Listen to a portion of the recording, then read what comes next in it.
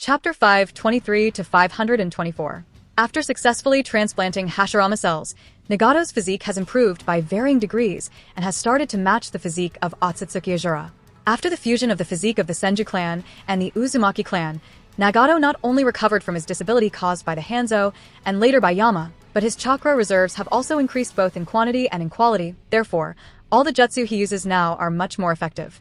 Earlier, if Nagato used to use powerful jutsu such as Super Shinra Tensei or Chibaku Tensei, they would be cast at the cost of overdrawing his own life. But now that's no longer the case. At most there would be heavy chakra consumption, and nothing more.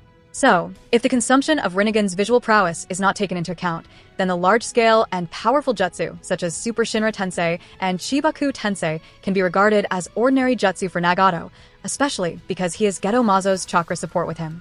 Precisely because of this, Jiraiya felt that the Chibaku Tensei used by Tendo this time is much higher compared to the last time at Amage Cure, and resisting this Chibaku Tensei is almost next to impossible. Damn it! Damn it! Damn it! Jiraiya gritted his teeth and roared unwillingly as his body was buried inside the planetary orb. Similar to Jiraiya, Fujin's body was also gradually buried inside the planetary orb, but different from Jiraiya, Fujin was calm and unusual all along. He did not pose any resistance, instead, voluntarily buried himself inside the planetary orb as if everything is still under his control. On the ground, Tendo looked at the huge planetary orb in the sky that sealed Jiraiya and Fujin inside it with an indifferent expression. There were no waves on his face, nor any emotional fluctuation, as if what happened was not strange at all, and was taken for granted. As far as Nagato is concerned, no one can escape from the Chibaku Tensei seal without external help. The moment Chibaku Tensei seal was completed, the threat of Fujin and Jiraiya was almost resolved, and as long as Nagato manages to prevent others from breaking the Chibaku Tensei seal from the outside, Jiraiya and Fujin would never be able to break out of the Chibaku Tensei seal. So, after dealing with the two hindrances, Tendo's gaze shifted towards the eastern refugee shelter where the Azura path was inexplicably destroyed abruptly. This time, aside from making Konoha feel pain through Konoha collapse plan and dealing with the Gakage by the way, capturing the Jinchuriki of Kyubi is also one of the Akatsuki organization's goals by the way. Now that Tendo has confirmed that Uzumaki Naruto, the Jinchuriki of Kyubi, is also hiding in the eastern refugee shelter, naturally, he wouldn't let this opportunity pass, and because Tendo suspects that the leader of Amatsukami, Yama, is also present in the eastern refugee shelter, therefore, Nagato did not let Tendo go into the refugee personally. After all, the safety of Tendo is very important. Nagato fully understands that Yama is stronger than Tendo, so if Tendo and Yama were to fight, it would definitely result in the victory of Yama and the destruction of Tendo, which is not what Nagato wants to see. Therefore, Nagato doesn't plan to let Tendo personally go inside the refugee. Instead, he plans to directly bring out Uzumaki Naruto outside the refugee. With this intention, Tendo stretched out his arms again in the direction of eastern refugee. At the center of Tendo's palms, a black energy ball started to condense, Chibaku Tens.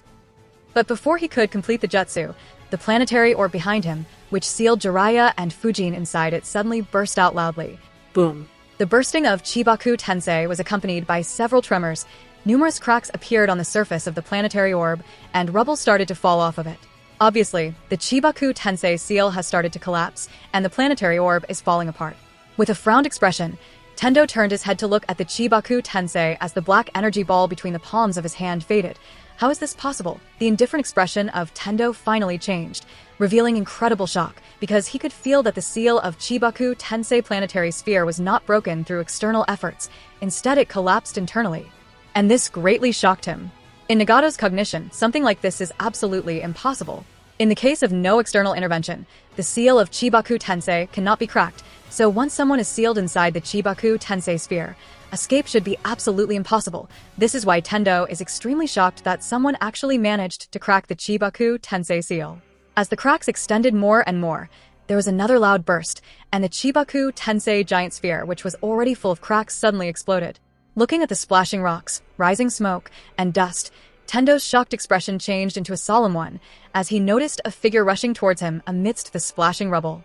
Fujin, after recognizing the identity of the other party, Tendo retreated instantly. "You can't escape." Fujin chuckled and chased after Tendo. In the blink of an eye, a close combat battle between Tendo and Fujin started.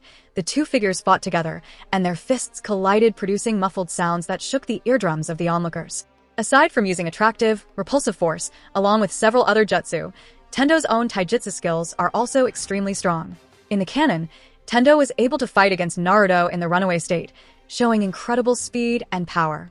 And now that the strength of each pain has increased by at least 10 times, so the strength and speed of Tendo are almost horrifying. Of course, Fujin, who already specializes in close combat, is not far apart, but because the Fujin clone is on the verge of collapse, which has severely decreased its strength and speed by varying degrees, although he still has the upper hand, he is still unable to completely crush Tendo, unlike Hiriko. As the battle progressed, Fujin frowned, then immediately used one of his strongest jutsu, Dead Bone Pulse, Dance of the Seedling Fern. Whyish, whyish, whyish, whyish, whyish, whyish. With the sound of breaking wind, one after another, bone spears emerged out of the ground, and in the blink of an eye, the entire battlefield was again covered in a forest of bones. With the convenience of being able to travel through bone spears, Fujin directly appeared behind Tendo, and using a bone blade, he made a severe cut on Tendo's back. As soon as the bone forest appeared on the battlefield, Tendo lost Fujin's position and fell into a completely passive state. However, his premonition of danger did not disappear the moment Fujin appeared behind Tendo to launch a sneak attack. Tendo immediately sensed danger and did not hesitate to once again an enhanced version of Shinra Tensei. The huge shockwave swept through Konoha once again, but this time, Tendo's use of Shinra Tensei was sort of hasty, and the power was not half as powerful as the previous Super Shinra Tensei, so although it did not destroy the whole village, even so, the surrounding bone forest was instantly destroyed. Immediately after using the Shinra Tensei, Tendo entered a cooldown state. In a short period of time, he used Super Shinra Tensei, Chibaku Tensei, and again an enhanced version of Shinra Tensei one after another, so the consumption was quite a lot. Not to mention the last Shinra Tensei was hastily used and caused severe chakra consumption that Tendo's body couldn't bear. Therefore, Tendo seems to have entered its cooldown state. But looking at the broken bone forest, Tendo still felt that the consumption was worthwhile. Kacha. With a faint cracking sound, several cracks on the ground beneath Tendo's foot appeared. Tendo looked awkward, and he wanted to immediately jump away. But at this time, several bones entangled his legs that didn't allow him to escape. At the same time, a figure had already broken out of the ground, and the sharp bone blade in Fujin's hand, glowing with cold light, immediately slashed towards Tendo. If this bone blade touches Tendo, then without a doubt, Tendo's body would be divided into two parts along the chest. But there is no way for Tendo to dodge or protect himself. His movements are restricted, and he is in a cooldown state. Nagato immediately tried to reverse summon Tendo, but the reverse summoning jutsu did not work. The reason is obviously the black seal markings spread on the body of Tendo that appeared there at some point during his close combat battle against Fujin. Seeing the bone blade getting closer and closer, Tendo's face showed a panicked expression. Nagato doesn't care much about other paths of pain, but Tendo, which is made out of Yahiko's body, is very important. To him, he can't allow Tendo to be destroyed, but he doesn't have a method to save Tendo either. No. Sai, I guess I will do it for you. Do remember that you owe me one. A voice came, following which, a spiraling vortex appeared behind Tendo and sucked him inside. Seeing that Tendo was sucked inside the spiraling whirl, Fujin wasn't surprised. Instead, he was relieved and muttered to himself, "Finally found you. Abito." Crack. At a distance of 300 meters away from the main battlefield where Tendo and Fujin are fighting, the ground cracked and a figure broke out of the ground under the cover of broken walls. This figure is not someone else but Fujin. Previously, when Tendo used an enhanced version of Shinra Tensei, only the bone forest above the ground was destroyed.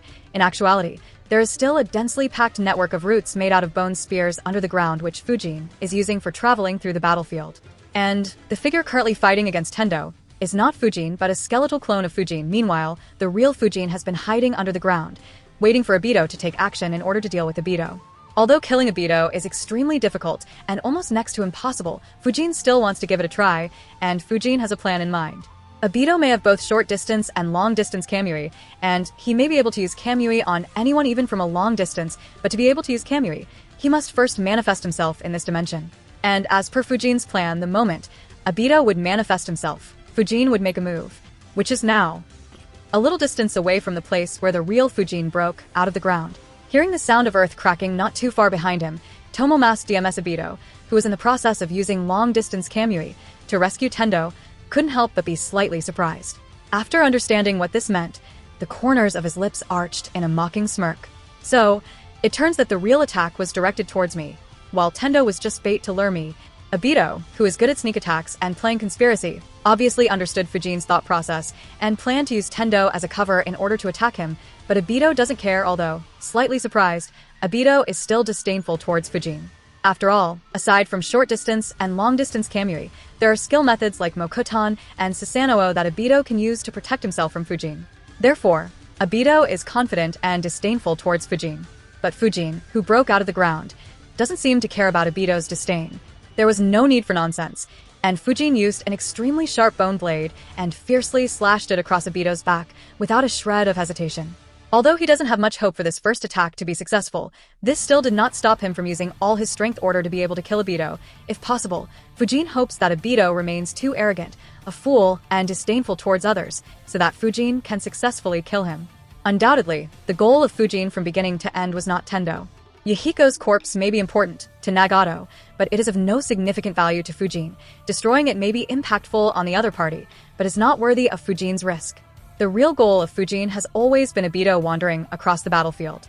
Yes, based on Fujin's understanding of Obito, Fujin knew that when Tendo used Super Shinra Tensei on Konoha, Obito did not evacuate from the battlefield, unlike other Akatsuki members. Instead, Obito has been wandering across the battlefield with the help of his Kamui looking for a suitable opportunity to sneak attack on Fujin. And when such a dangerous character is watching you from the dark, even Kuroto, who is controlling the Fujin clone, will feel uncomfortable and would have to be extremely vigilant against Obito's sneak attack. It can be said that in current Konoha, aside from Hyuga Kuroto and perhaps Hatake Kakashi, who has started to master flying Raijin, no other people, including Jiraiya, who can use Sannin mode, Tsunadeheim, who can use ninja art, mitotic regeneration, the 100 healing jutsu, Might Guy, who can use 8 inner gates formation, and Sandame Salma, who current whereabouts are unaccounted for, can't resist Obito's Kamui. Therefore, Obito must be given first priority, and should be dealt with as soon as possible. But if Fujin wants to solve the problem of Obito, he must first force Obito to manifest himself, lest all attacks and preparation are useless. And when looking at the entire battlefield, Fujin can't think of anything aside from the distressed Tendo that can force Obito to take action. The reason why the de-stress of Tendo can force Obito to take action is the importance of Tendo for Nagato and Konan. Don't underestimate the importance of Yahiko's body for Nagato and Konan. If Tendo were to be destroyed by Fujin under Obito's watch, and Obito didn't even make a move to save Tendo, it will inevitably detonate a major discord between Obito and Nagato, and it wouldn't even be strange if Nagato and Konan were to completely turn their face from Obito. If that were to happen, then a civil war between the Nagato faction and the Obito faction will also start. Infighting in Akatsuki is something that Obito would not allow, at least not at this stage when there is such a great threat of Amatsukami, so he, who knows the bond between Nagato, Yahiko, and Konan, would definitely not watch Tendo's destruction at the hands of Fujin. Additionally, he, who can not only use short-distance and long-distance Kamui, but also use Mokuton and Susanoo, will naturally be overconfident in his abilities, so his vigilance towards Fujin's attack will naturally be weakened. This is an Obito's character, who overestimates his abilities and underestimates his opponent's abilities. And Fujin wants to take advantage of this character flaw of Obito. All actions of Fujin have been carried out based on this plan. When being sealed by Chibaku Tensei, Fujin did not resist violently or used violent methods to break free, nor did he directly attack the core of Chibaku Tensei in advance, all for the purpose of paralyzing Nagato and Obito's judgment and drop their vigilance against him. For this reason, he even took the risk of almost being sealed by Chibaku Tensei. Fortunately, the Bone Blade, which contains the characteristics of all-killing ash bones, did not disappoint Fujin. It successfully destroyed the core of Chibaku Tensei, allowing Fujin to break out of it, much to Nagato and Obito's surprise. And after coming out of Chibaku Tensei, Fujin did not give them an opportunity to think deeply and started a swift and violent offensive. Additionally, he forced Tendo to use several big moves in order to enter a cool-down period so that Tendo would be a little panicked. If you can't think deeply and analyze the situation, then you will act based on your inherent concepts, thoughts, and instincts. If you can't calmly weigh the situation, things will get out of control, which will lead to panic, and you will make mistakes. And Fujin intends to use these to his advantage. So, at this moment, there is a very precarious situation on the battlefield for Akatsuki. In front of Tendo and behind Obito, there are bone blades slashing. How to choose depends on Obito. If he were to save himself and give up on Tendo, then infighting with Akatsuki will start. If he were to save Tendo and bears the damage upon himself, then even if he does not die, at least one Kamui will be gone. Fujin does not know that Obito has transplanted more Sharingan because they are being blocked through perception distorting jutsu. Obito obviously understood Fujin's plan, so in the face of such a precarious situation, he did not choose to stop his long-distance Kamui on Tendo in order to save himself from Fujin's attack, nor did he have any intention of sacrificing himself. When faced with this shrewd attack of Fujin, not only was Obito not panicked, instead, his lips arched in ridicule. Immediately, a blue chakra gushed out of Obito's body and formed a chakra phantom around him. Roar. With a violent roar, Susanoo instantly took shape, protecting Obito from Fujin's attack. His Manjikyu Sharingan may not be eternal, but after months of training, Obito can instantly form Susanoo around him. Now what are you going to do? In the face of absolute strength, all conspiracies are meaningless. The Susanoo of the Uchiha clan is the ultimate defense, and it is not something that mere Kagaya clan shinobi can break, said Obito in a provocative tone. When speaking so, he did not even bother to turn his head to look at Fujin. He was disdainful towards the other party. After regaining his other eye, Obito is not afraid of anyone in this shinobi world, not Nagato, not Yama, not Minato, not Homusubi, not Madara, and certainly not Fujin. No matter how strong they are, they cannot even touch him. There is no way for them to come in contact with the Kamui dimension. Not to mention, Obito can also use the complete body Susanoo with wings on his back, so he has also made up for his shortcomings of lack of frontal attack methods. Now he has no weaknesses. But if Obito were to say such a sentence, now, he has no weaknesses to Fujin, Fujin would just snort coldly and say, your biggest weakness is your overconfidence. And show him practically like he intends to do now. Just when Obito was too proud of himself and disdainful towards Fujin, a piercing and crisp sound resounded throughout the battlefield. For some reason, a bad premonition surged in Obito's heart as soon as he heard this piercing sound. Worried, Obito instantly turned his head back to see what was going on behind him. But even before he turned his head completely, he saw a scene that stunned him completely. The bone blade in Fujin's hand easily cut through the Susanoo as if a hot knife cutting through butter. The ultimate defense of Susanoo was cut through instantly, and the Susanoo shattered without putting even a shred of resistance.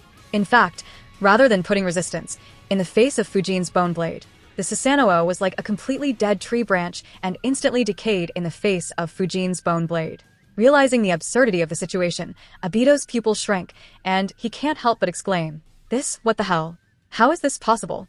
But the only reply he got was the vague feeling of his body being cut in two halves.